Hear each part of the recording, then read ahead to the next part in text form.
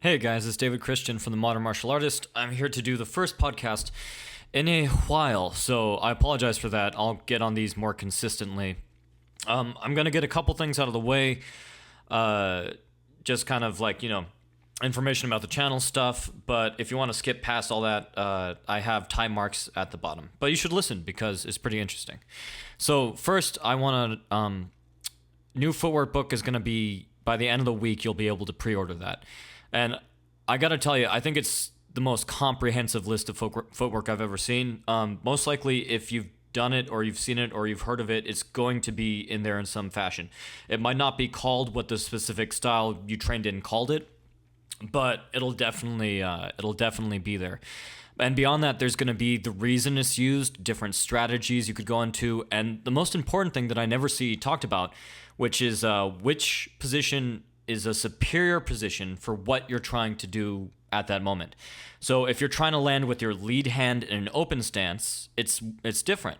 Everyone who's a southpaw knows the superior angle for a southpaw's foot on the outside, but no, it's not. If you're trying to be defensive, it might actually be on the inside, especially because that's a shorter route to land your jab.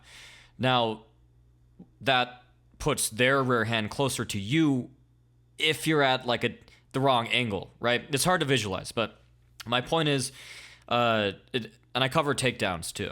Not sure if I'm going to cover like while clinching or anything. I'm not sure about that yet. The only reason I might is because of Mighty Mouse.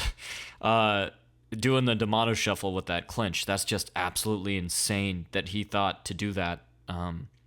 I mean, he basically took the concept of neutralizing the opponent's counter by clinching. Okay, that's obvious. D'Amato shift is hard to do, but it's possible. It's been done by talented fighters, and then to combine them is just kind of genius. To come off of like a high kick, come down, and then burst into takedown, genius. So yeah, I might cover that. But we'll see. Regardless, it's going to be very comprehensive, and I'm going to break down specific patterns. So you enter. Why do you enter that way? Why do you enter in that position? Your coach is probably teaching you to enter that way anyways. Hopefully, probably not, a lot of you. But, or they might not know why not. But we'll do the basic one from like enter inside, pivot out to jab, all the way to the most advanced stuff like a switch shift, like TJ Dillashaw or Cruz, entering in from a closed to open stance and what positions you want to take there, and how to exit, because you need to exit from a more defensive position, hopefully, so you have less of a chance of getting hit, and all the adjustments in between, and something I've rarely ever seen brought up, which is just footwork. Well, from the outside, whether you're trying to circle, basically how to set it up, because I'm sure you've all noticed boxers doing the split step, like shuffling, like a half shuffle, sometimes it's called. Sorry, there's something in my throat today. Also heard it called a pendulum, although that's like that's more like where your hips kind of sway back and forth. And then Brendan Dorman seems to have like a different version of the pendulum, or two different ones. But there's a lot of different names. But I'm sure you've noticed them on the outside, shuffling in and out, or stepping out a little bit. And that's basically like to make their real strike non-telegraphic. It's not necessarily a feint. You can foot feint. That's a little bit more like putting emphasis into it. But it's basically establishing a pattern so that you're so fluid from that pattern going into your strike that pattern sets up your strike. And there's a lot of different ways to do that. A lot of strategies like stopping short. A lot of strategies like, well, I'm basically giving away a lot of the book right now, but it's going to be really epic. It's going to be really awesome. I might actually set it up and leave a link at the end of this. I think I'll do it with this podcast. Why not? I'll put a link to pre-order in this podcast for an ebook, and then later on I'll set up the direct Kindle from Amazon, and I'll set up the paper book from Amazon, and that'll be a little bit more than what I'm offering right now. But if you want to just be emailed the ebook and the Kindle file, and then just insert the Kindle file into your book, the link will be below. So, all right, that's enough rambling for today. Man, so first thing, I'm gonna get a little bit into a personal experience, just to kind of emphasize a point about why combat sports and martial arts in general is so great, and that is that, man, even as an adult, like, bullies never go away, or I should say, attempted. People attempting to bully you never really goes away. And it doesn't matter if you're like 6'5". If you work in any kind of job, if you are in any kind of social atmosphere, there'll always be that jackass that knows you can't punch them in the face. And man, I really had that experience today. But I gotta tell you, knowing that, like, just looking at someone who's treating you disrespectfully, and knowing that you could just absolutely destroy them at any second, really helps you stay calm, or at least it helps me stay calm. For me, it's like, no matter how much disrespect someone's kind of throwing at you, I'm just like looking at them. I'm like, well, if worse comes to worse, and for some reason that helps me just remain calm when otherwise my temper would be too much for me. I still have a kind of bad temper, not terrible. I have really good control over it. As a young man, I had a terrible temper. I had a really, really bad childhood. Not compared to some people, but compared to most. And I always had a really bad temper, but martial arts helped with it. And I think this is one of the main reasons why. I think sparring is a really good way to control your temper too. Like, if you could get punched in the face and toyed around with by a more advanced guy, and as long as they're going soft or moderate, and you can teach yourself to A, go soft or moderate back, and B, not just start like wailing on the guy and losing your form, then that's just everything. And it's funny, 'cause you never know when these situations are gonna arise. Like, when I moved to LA 5 years ago, my first job, and it was full time at this point, was working at a gymnastics place. And as I progressed, I've made sure to keep a couple hours there a week since I've been here in LA, because it's just really fun. You get to teach little kids. You get to like help influence them. I feel like it's giving something back. It's making the world a better place. And it doesn't pay a lot, but that's fine. That's not my job. It's that's not what I'm making my money off of. But it is something that I really love doing. I love teaching kids a lot. I love teaching adults too. I do teach a number of adults, but it's like, you can help an adult, but you can shape a child. You could watch them learn essential skills.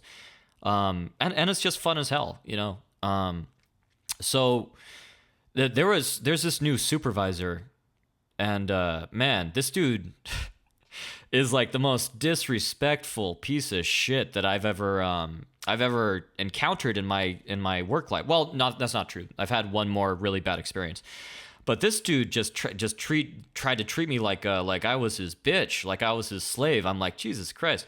But I'm just staring at him, and because I think it's literally just that primal level of the fact that I've just, and this in some ways will sound immature, but I don't care. It's true. The fact that I've beaten up guys who are just like much bigger than this guy, and much more, intimidating or athletic or whatever the hell you want to call it, on that primal level, it just let me keep my calm and just calmly correct this jackass about, like, no, dude, that's not okay to say this. That's not okay to say that. So, yeah, I'm gonna kind of call the big boss about it, the guy who runs the place, and let him know what this guy's up to. And depending on if he sides with him or not, then I might just have to be done with the place, which is really sad. But it's not like I can't find another place. It's not like I can't find another way to give back to the community or anything like that. So yeah, it's not the end of the world, but my point stands, man. So, like, bullies never, or attempted bullies just never, they always try. And I've watched this guy bully the people who need to be there, right? Like, this is their job. This is what they could find at the moment. Maybe they're, like, when I first got there, because I moved to LA with literally $1,000 I'd saved up and no place to stay and no job, which I would not advise. That's not a smart way to do it. But It happened to work out for me, even though it was difficult for a matter of months. But man, I'm watching him just treat the people who don't have a choice but to be there like shit, or they think they don't have a choice, or they're working towards something better and they need a flexible job. And it's just crazy to see how some people never really grow up. But you need to be prepared for those people, and you need to be prepared to. And I'm still working on this myself. You need to be prepared to keep your temper and be the bigger person, to be the more mature one, regardless of how they're acting a lot of the time. And taking out any kind of physical intimidation factor just really helps with that, because you don't get the fight or flight response, I guess is what I'm saying. You're able to just kind of watch them and be like, wow, this is really interesting. This is really, I was actually having trouble not smiling because the dude was being so ridiculous. So yeah. All right, moving on to what you guys want to hear if you haven't already skipped to this part. I want to talk about Eubanks Groves, because that fight, speaking of kind of morbidly funny, Eubanks such an interesting character. I mean, everyone talks about the fact that he trains himself, right? He's gone very far since doing that, or done well enough.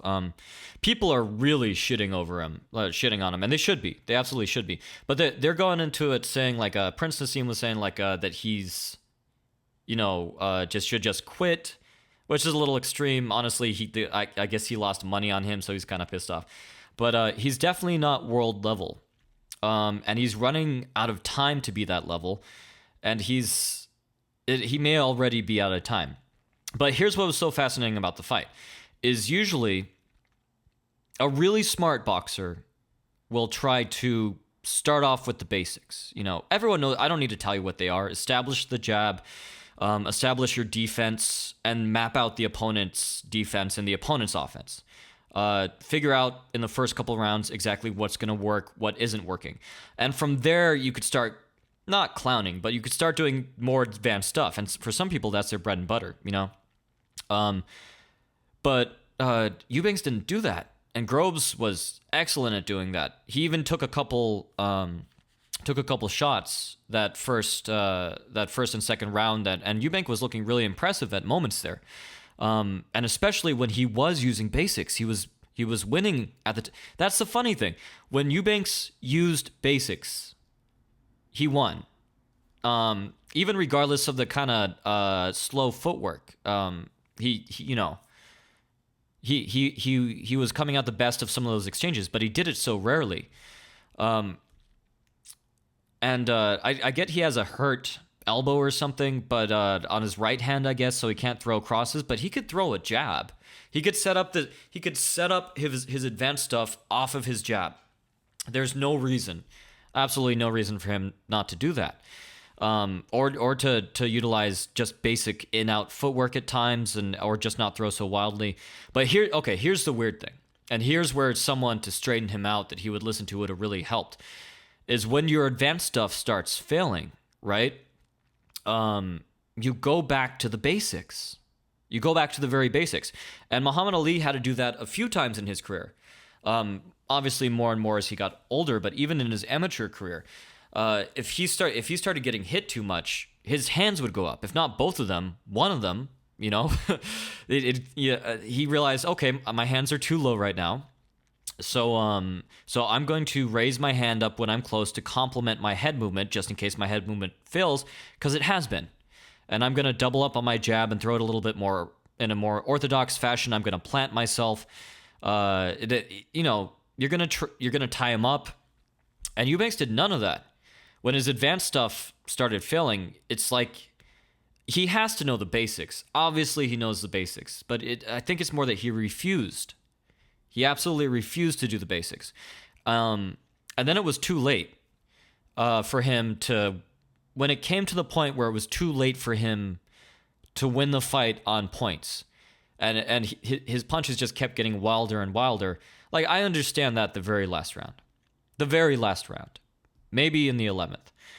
But at the 7th to the 10th, at the least, The idea is not to get wilder. If you want to set up a knockout, then that's the time to buckle down, maybe take some shots, maybe get more aggressive, but really just work the basics to set up your power shots. Jab, double jab. Okay, he can't do the cross. Maybe he could feint the cross because if you're a boxer and you're used to having that thrown at you, you're gonna have a certain reaction to that. But I feel like everyone's really talking about how Eubanks sucked. Oh, okay, understandable. He did that fight for sure. And he does need to listen. He does need a coach if it's not too late for him or whatever. Very few people are giving Groves the credit he deserves. I mean, they are, but they're talking about Eubanks a lot. Not Eubanks. Everyone keeps saying Eubanks too. That's another thing. They're talking about Eubank Jr. a lot, and they're not talking about what Groves did right. And I think I'm going to do a breakdown. I might have it out actually really late tonight or tomorrow on this fight, but you're getting more information here about it, or at least my personal opinion. So Groves did such a great job with his head movement, whereas Eubank had very predictable head movement. He'd always go to the same head slot. Like if you want to think about a fighter's, like the area around them divided into sections, like there are lines down his center line and then like through his belly button. You could even number them, like, inside could be 2 or something, 1, 2, 3, 4. If you want to think about it like that, he would always go to the same 2 every single time in the exact same spot. And not really vary when or how he went there or his reaction to different shots. And because of that, Groves started actually predicting where his head was going to go. He'd start off, it was so funny because he'd throw a feint and then he'd throw a jab, or sometimes just throw a jab and track his head exactly where he knew it was going to be. And Lomachenko does that a lot, but Lomachenko sets that shit up, and Groves really didn't need to set it up. That's how predictable Eubanks' head movement was, and how little he deigned to kind of change it at all. Besides that, man, his rhythm, his cadence Groves' cadence was absolutely beautiful. His broken rhythm is great. A lot of people could do it. A lot of people can do it in out.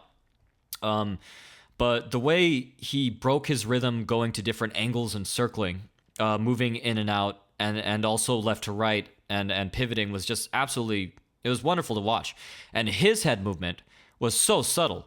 Like the Eubank would miss by an inch and then throw another jab the few times he threw a jab. And then Groves would just kind of move his head to like the exact side of just a small ass circle, the smallest circle you could think of, and just stay in his space and really hold his ground. So he did a great job with that. And when Eubank came in, Groves did a great job tying up one of his arms so that the action could continue when he wanted it to, and then either covering up or hitting him from the overhook to the kidneys for the hand he had wrapped up, and then like grabbing it again. When you've got a hold of someone's arm and you're better at manipulating weight than they are, and when you're naturally bigger, it's so much easier to diffuse their power. They're not gonna be able to do very much damage. And at the end, he was fighting with one arm, and it looked then for the first time it looked like an even fight. He was still landing, so very impressive job with him. And I think his last few fights, he did exactly what Eubank wanted him to do this fight, which is if he got caught against the ropes, he'd just shell up, which is what Eubank wanted. That's how he kind of smushes you and uses one arm to kind of pin you in, and then move from center line side to center line side, and then just kind of hit his, pick his targets at will. So to get so drastically good, I mean, unless I'm remembering his last few fights wrong, but for Groves to get so drastically better at grappling and inside fighting that quickly, it's like, whoa, holy shit. Okay, I want to see this guy fight more. If he's that much of a tactician, he might not have the most unique style in the world, except keeping his hands low, to bait his opponent or whatever, and then counter punch off of it. But man, he really, him or his coach or both really know their boxing really well. So that was really impressive. I want to talk a little bit not too much, about the Roy Jones Jr. retirement fight. So first thing is, man, he tired out quick, but he's almost 50. I mean, what are you going to do?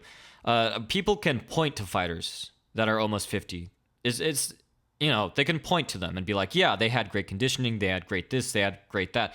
But the only reason you can point to them is because like there's 7 billion people in the world. It's not a common thing, and people give Jones a lot of shit for slowing down, losing his stamina, and they give him a lot of shit for not retiring early enough. But you know what? The guy likes to fight. His opponent's name slips my mind at the time. Like, that's how little I honestly, like, he picked a good opponent. But the guy was at the right level for him, which is still a very high level for a 50-year-old man to be at, But he was able to challenge Jones, and Jones was still able to win pretty succinctly. It was pretty evident that he won. The commentators, goddamn, were so pro Jones that it was stupid. It was getting silly. It was starting to look like a comedy skit. It was starting to look like a Monty Python thing. Like, Roy Jones would get hit in the face really hard, and the worst they'd say is like, "Oh, that's gonna make him mad," or like, "Oh, he let him do that," And I'm like, no, he didn't let him do it. He got nailed really hard there. But there were flashes of the brilliance, and there were flashes of the athleticism throughout the fight that made it interesting. For me, there was enough inside fighting that made it kind of interesting too. The way that Jones picked the spots he was okay with being hit. A lot of the shots were landing like on his hip bones, or where he didn't really mind being hit with his, like, in the stomach area. He used the cross arm guard a lot, which is really good, really great for older fighters who can't move too much and can stay ridiculously relaxed. Like that's really relaxed to be able to use a cross arm guard. I've tried sparring with it with moderate success here and there. Never seriously trained it, but to stay like that calm in what feels like a very awkward position, and then evade blows by literally just moving your elbow up and down, which doesn't feel natural at all. It's great for old fighters for that reason, because they don't get freaked out. They've been through this like so many times. It's ridiculous. So overall, I felt it was a good last fight for Jones. I would love to see him fight Silva. I doubt it's ever going to happen, but I'd be happy to watch them do it in someone's backyard, just for the novelty of the fight. It'd be so interesting. And I feel like Jones would train for it a lot harder, maybe even lose a lot of weight for it if they fought like, at different weights or whatever they want to. I'm fine with this being a circus act, as you can tell, I just want to see it happen. But, or just even a friendly sparring session, just those two legends in there. It would be really fascinating to see. I'm still annoyed the other Jones never fought Silva, the MMA Jones. So, maybe just all of them fight each other. Like some of the three greatest, together. Obviously I think John Jones would Bones would just murder probably both of them at the same time, like slam their heads together. But if they ganged up on him first, like both of them, and then when he was done, turned on each other. Obviously, I'm just fucking around. I don't mean to disrespect any of those three guys, except for John Jones, because obviously cheating, running over pregnant lady guy, he can fuck off. But I don't mean to respect either of those two champions. Obviously, I'm just fucking around. So next, I want to talk about Yoel Romero's defense, because I want to explain it to you guys more in depth than in my video. Because I love you, subscribers. I love you. I'm going to stop doing that now. I apologize if you had headphones on. So I've been saying that to my wife this whole week, and she has no idea why, and she cracks up every time, and I won't explain it to her. But anyways, so really fascinating defense, and there's been like hints of that defense before, like little moments, but he really used it the entire fight. I think it might be because this was a closed stance fight, because they were both southpaws. But it's interesting. His cross block is his lead hand is on top, which is different from the way most fighters do it, because a lot of fighters like that feeling of their lead hand coming up from the bottom, the pivot out and hook or whatever you want to do it. So that's interesting. So that means to me that he's either he's kind of more concerned about protecting that side of his head with that arm, and because otherwise the lower arm on the backside leaves him more vulnerable to his opponent's lead hand. So that's interesting, just kind of where he's planning to have that gap. But because he fights so far forward, and because that, you know what, I need to start doing these. This is hard to explain. I need to start doing these with video. As much space as that would take up, and as different as it would be, I really need to start doing this with video so I could explain this better. I think I'm going to do that soon. So basically, he parries, and he either parries or slides, and it kind of works. So like, he'll either parry. All right, his lead hand will either parry his opponent's opposite hand, so his right hand will parry their right hand, or at the same time, his forearm will kind of knock away their lead hand. And the motion that he's turning his arm kind of acts like a windshield. It acts like a parry, but extended. So, yeah, I don't know if I even want to try to explain this, but basically, his hand is parrying one arm, and if that one of his opponent's hand, and if that doesn't work, his elbow will turn into an elbow block and get the other one. I think you guys get what I'm saying. So one's parrying down, his hand is parrying down, and then his elbow's parrying up. And it's kind of just a kind of brilliant failsafe. And then if he does that with both hands at the same time, or tries to be a little more accurate even with it with different hands, or turn it into parrying a kick away. But if he does that with both at the same time, and the opponent does a follow-up shot, that's when the arms come together. And it's interesting because he's not crouching. And I've always thought the cross arm block would be kind of an interesting solution to the fact that it's more dangerous to crouch down low in MMA, because you're more likely to get knocked out by a knee or a kick, you know? So I've always thought that might be an interesting solution to provide a little bit of extra protection, you know? If you get, I mean, it could suck for trapping or wrestling or whatever, but if you go into a cross block, or you fight from a cross-arm guard, and you duck down low, and you have both those hands there already, and you get kneed, it's not going to be near as devastating. It'll still, like, fuck you up, you know, because a knee from one of those guys is still a knee, but it's better to get them on both arms crossed over each other than it is to get them to the chin or a traditional guard or whatever, or what have you. So, but he doesn't do that, though. He stays upright. He stays very upright with his cross-arm block, and as opposed to people who use cross-arm guards a lot of the times in the past. And the way he gets away with it is going from his high guard or a little bit more open, more traditional guard, and then parrying the kicks, or turning it into hand parries, or just kind of like sweeping everything away. It's very much like it's almost like, if you want to think of it like if any of you guys have ever trained bow staff, which is pretty useless for self-defense and any kind of combat sport. But if any of you guys, when you were kids or whatever, went to a martial arts school, or if you're enthusiasts, if you're enthusiasts for weapons, it's like a bow staff. The way you turn it, it could knock down weapons from either side. You know, it's kind of that same thing. So it's very fail-safe, and it's very multi-layered, and the way he kind of has that forward stance and then moves from side to side, I've heard it described as like windshield wiper movement, really kind of looks like Mike Tyson a lot of the time.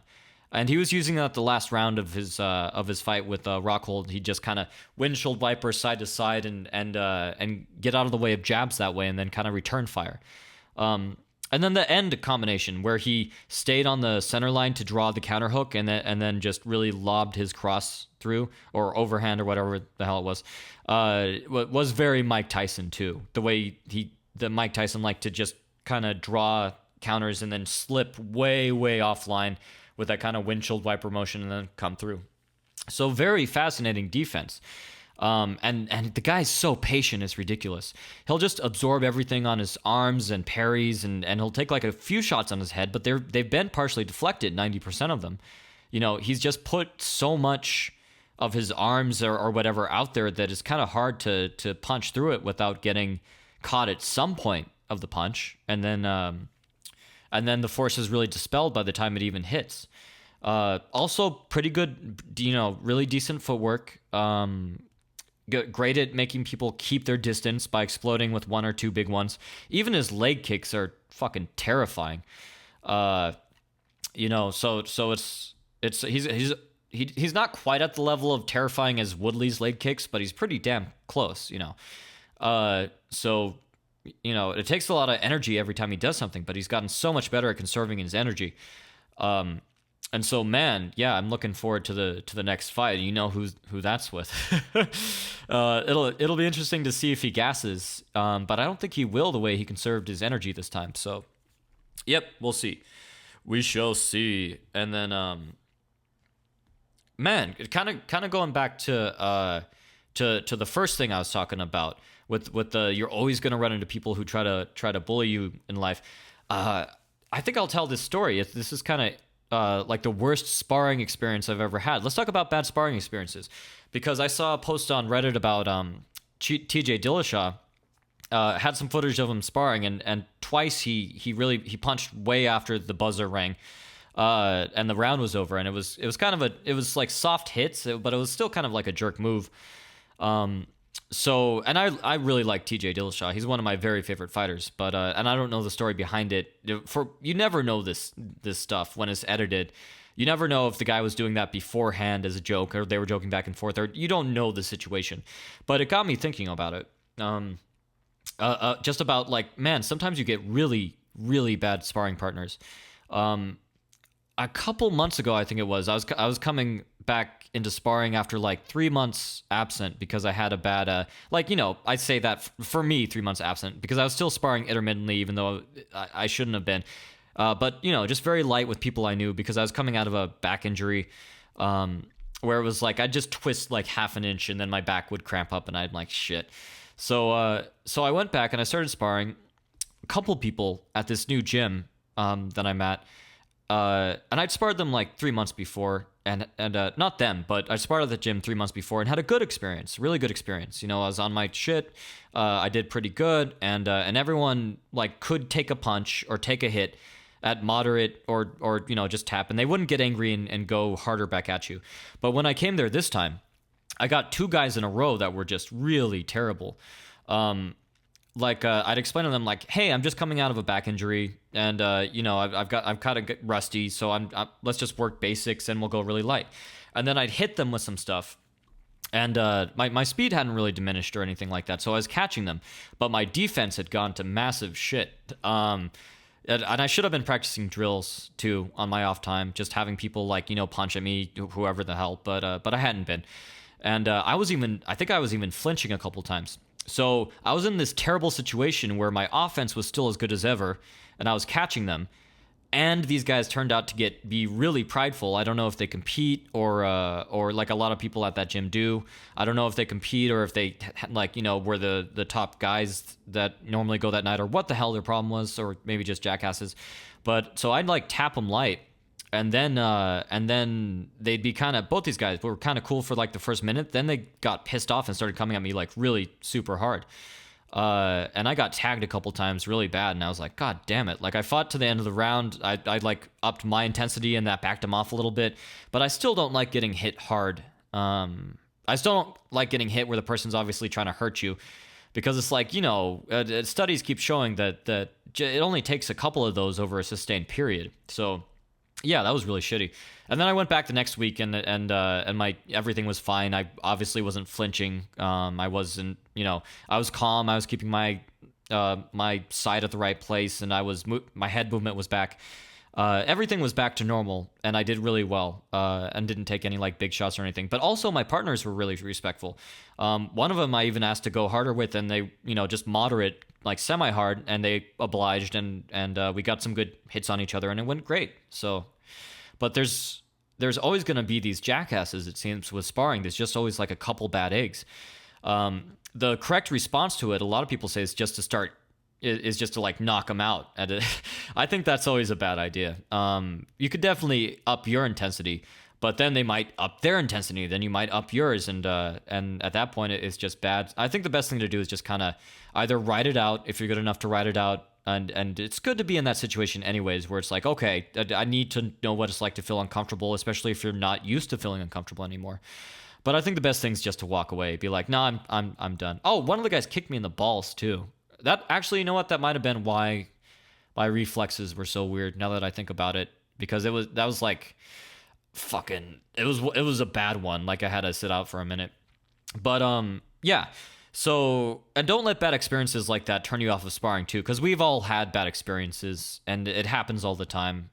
Sometimes you just have an off night, or sometimes your partner's a jerk, or sometimes like what the worst one for me is where I accidentally hurt someone. Like even I've never done that to a novice or a beginner, but I've had it to where it was like a moderate level spar, like an amateur doing decently well, and then first couple seconds I guess they didn't expect my speed, and it was like an 18-year-old kid. This happened like a year ago. It was like an 18-year-old kid, and then I just knocked him like a couple. I think I caught him while they were like moving into me. I got him with a good hook. I wasn't throwing hard, but it just hit perfectly. It knocked him into the ropes, and they were kind of shaken up, and I just felt absolutely terrible about it, and they just looked really kind of unsteady the rest of the fight. So we've all had bad experiences. We've all had experiences where we've gone too hard sometimes ourselves, but sometimes there are just those huge assholes. A couple years back, I was working at this martial arts place as an instructor, and the owner was just a real piece of work. He actually lied to me.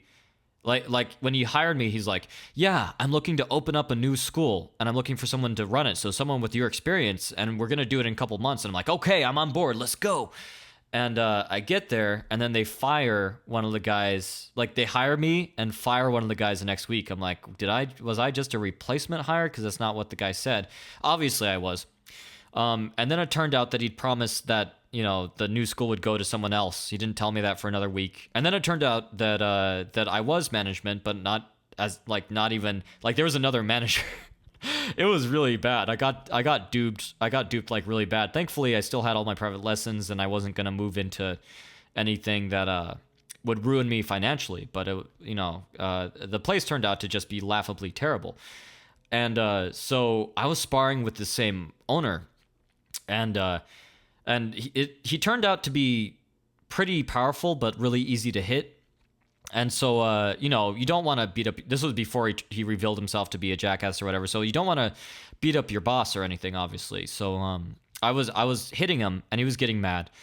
And he started throwing with like knockout power. Like this guy had a really, really hard left leg. I guess he used to knock people out with it all the time when he was competing.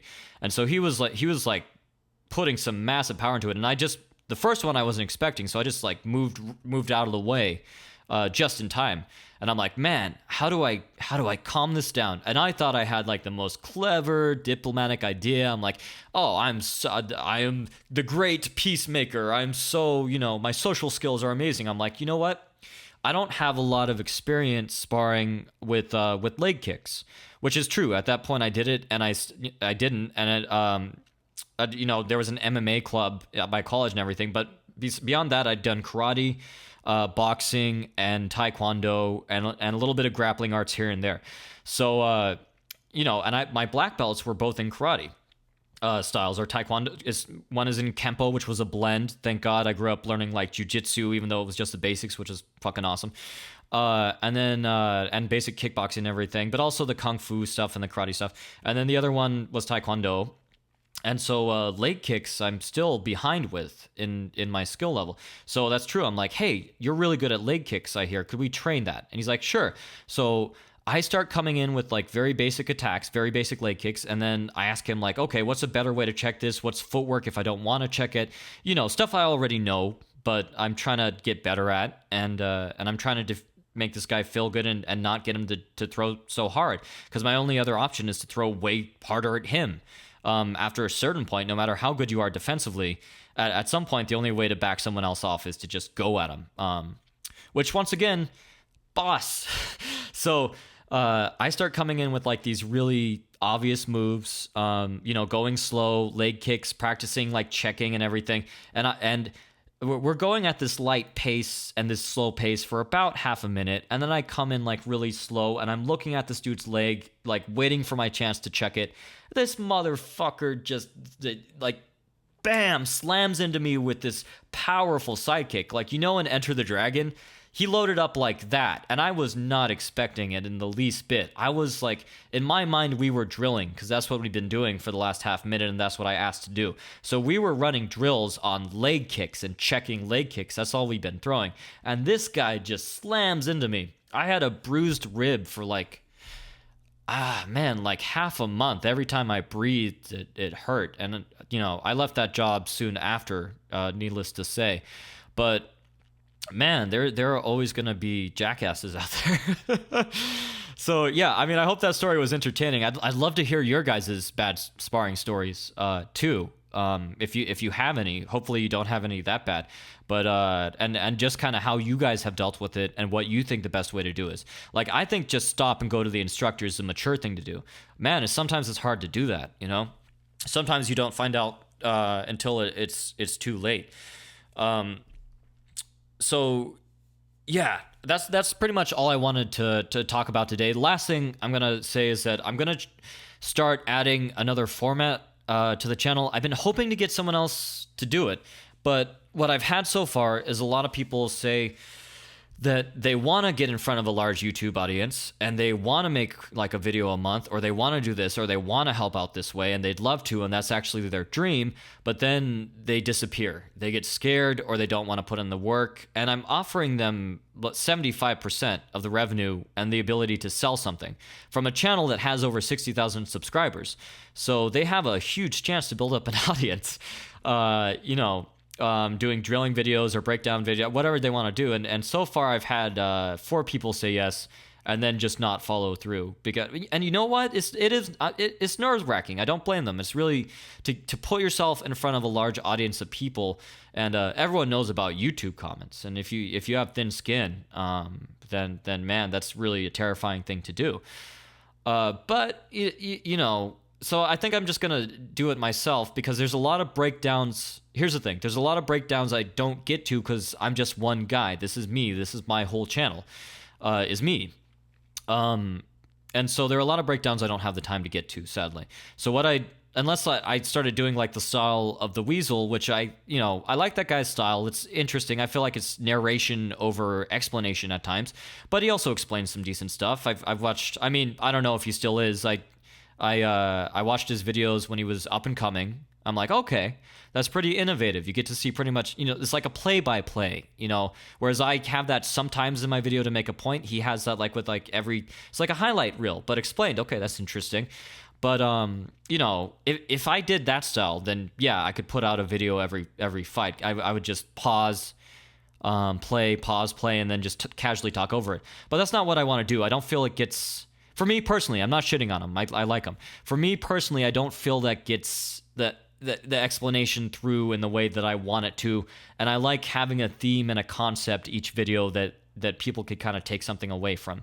So what I'm going to do to really be able to explain every fight is I'm gonna find a friend or a partner, and I'm going to do a breakdown video like the way the Gracies do it with the grappling stuff.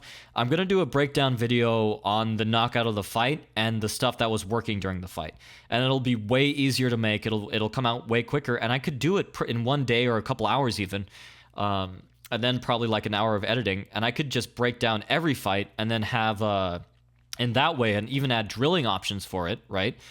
And then I could just do the videos that I really felt were like, epic. Still do the fight breakdowns, still do the technique breakdowns, but do the ones that I really specifically want to do and that I felt were like, whoa, that was crazy.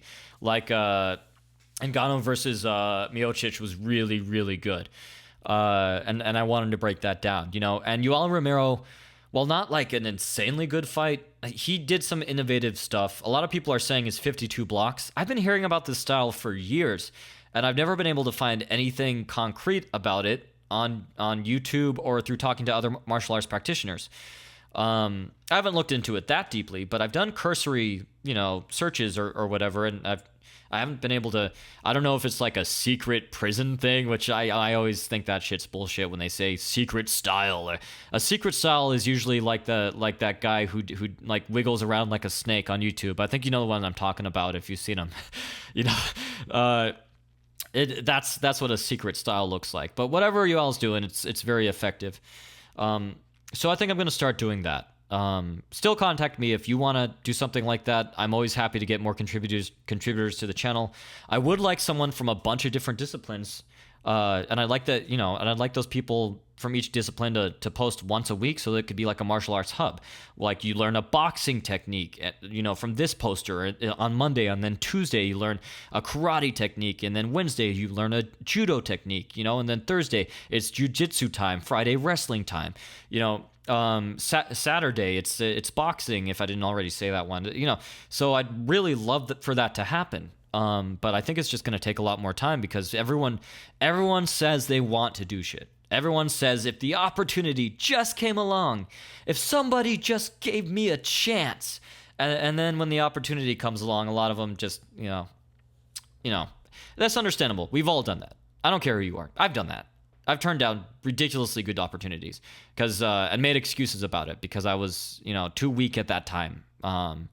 Either in that time of my life or maybe just that day, shitty day or worn out or whatever the hell. But yeah, you'll find this a very common. If you're a young person watching, you'll find that's a very common thing as you get older in other people and in yourself more often than you'd like it to be. And the important thing is just to go for it. If it's going to help you out, even if you fall flat on your face.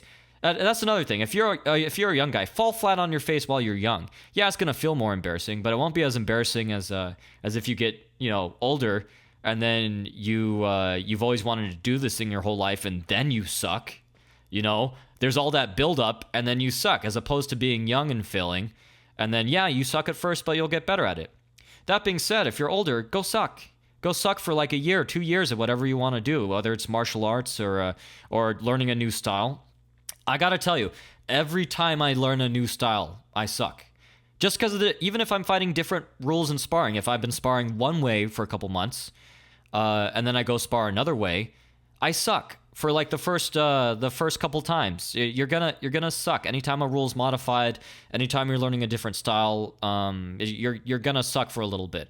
So have either let go of your ego to where you don't care if you suck, or have so much of an ego that you refuse to let yourself suck, and you're gonna come back and dominate. Pick one of those two, and then that's what you gotta fucking do. So yeah, I've been teaching so goddamn long that I just break into motivational speeches occasionally. I'm sorry about that, but yeah. So that's it for today. Link to the book below, and hope you guys are having an awesome night, morning, evening, in outer space, wherever the fuck you're listening to this. And happy training.